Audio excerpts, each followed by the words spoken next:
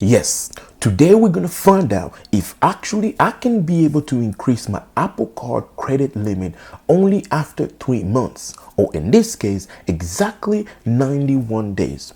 Yes, last time we did make a video where I tried to do this after 65 days, which was 2 months, but unfortunately, we were not able to increase it, and the message that we got, as you can read it right there, it says my Apple Card was still very much too new and then I should try it in the next few months. Well, I know I was pushing it, it was a stretch, but I was going to wait because on average it's been exactly 3 months. But before we actually get there, I need to make sure you know what Apple themselves, what they're saying about a credit limit increase.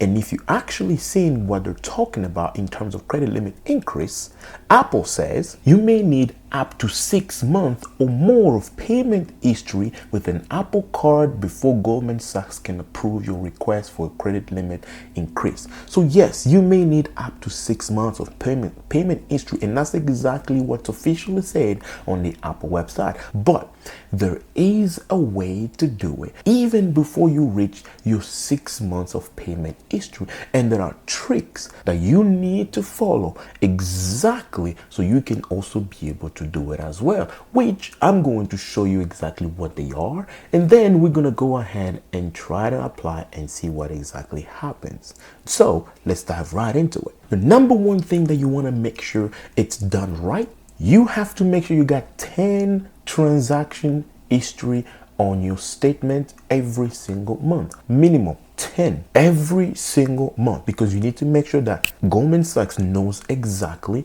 that you are using your card much more often, and not makes them think that if you're going to apply for a credit limit increase, then they know you're most likely going to be able to use it. And obviously, if they have issued you a credit card, they're expecting you to use it. And the more you use it, the more they know they can start seeing your transaction history and how many times or how often you're actually using your card. That is the first thing that you need to make sure that you are doing every single month. Now, the second thing is pretty much in correlation with the first one, but this one is also very important that a lot of people don't really know. But here's the thing.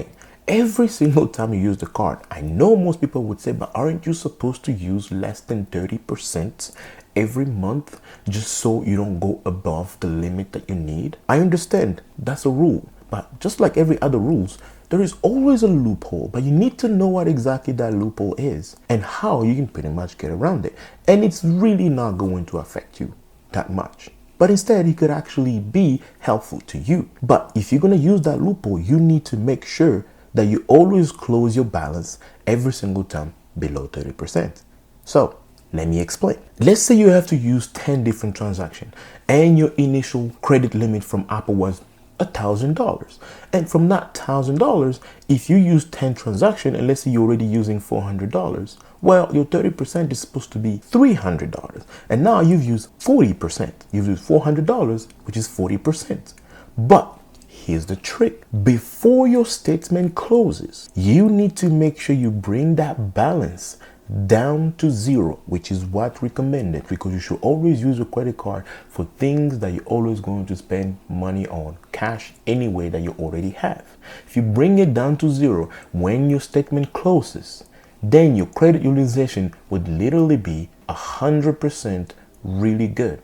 It would never going to show on your actual report as if you've been using more than 30%. It will show zero because you paid right before, or you paid way before your credit statement closes. That's very important to know. And so even if you cannot bring it down to zero, this is something happened, but you need to make sure you bring that utilization below 30%. So if you use $400, you need to make sure you go down to at least $100. Then you've only used exactly 10%. Now, the number 3 here also is very important to go through, is that you need to make sure your income, debt to income ratio from when you applied your card, even if it has changed, because the way they determine the limits that they give you, it's based on the debt that you have on your report and your income that you make, depending on what's going on in your life. And so you need to make sure if there is any update that needs to be made, you do it exactly what you're going to be asked to do when you're applying for credit limit increase.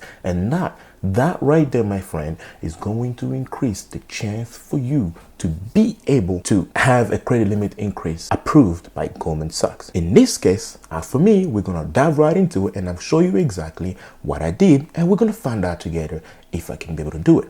So while we're going through this, my initial credit limit that was given to me by Goldman Sachs was exactly $2,000. And so today we're going to try and see exactly after 91 days if I can be able to increase that. And let's see if we can be able to do it. I'm going to open my wallet on the Apple Card and I'm going to click on the three dot like we did last time. And you can see I've used quite a lot of my balance so far, but I'm going to make sure I pay that down before the end of my statement credit. And then it's going to send me back to my messages. And this is what happened last time when I did it. And you can see it says your Apple Card account currently to new. You may be eligible in a few months, which was from the last time that we did it. But this is what I'm going to do again. I'm going to request another one.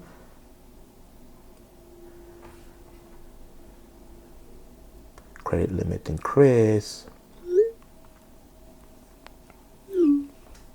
There we go. I've requested another one. And this is exact same thing that happened last time. They're gonna ask me for me to pretty much update my income, and I'm gonna go ahead and do it again just like I did last time, updating my income. And I hit review and I hit send. Now I'm gonna wait. The moment of truth is right here.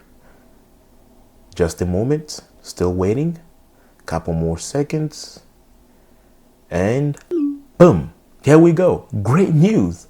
Your credit limit has been increased to $4,000, which you will see right away in your wallet. You're all set.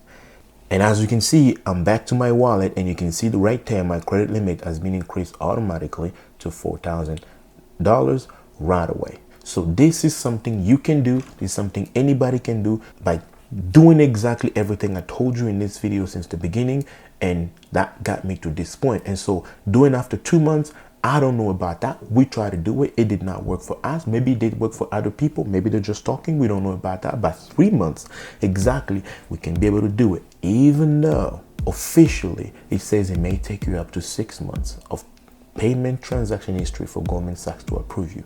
Just like you saw it, we did. So if you have not watched my previous video when I did it and I talked about the benefits of the actual Apple credit card and everything that it comes with it and what you're gonna get out of it, and I also specifically went through how you can pretty much apply for it, click on this video right here, and then you can be able to watch exactly what we did, specifically what this card offered that I go over in my previous video. So as always for me, thank you guys. I'll see you next time. Bye-bye.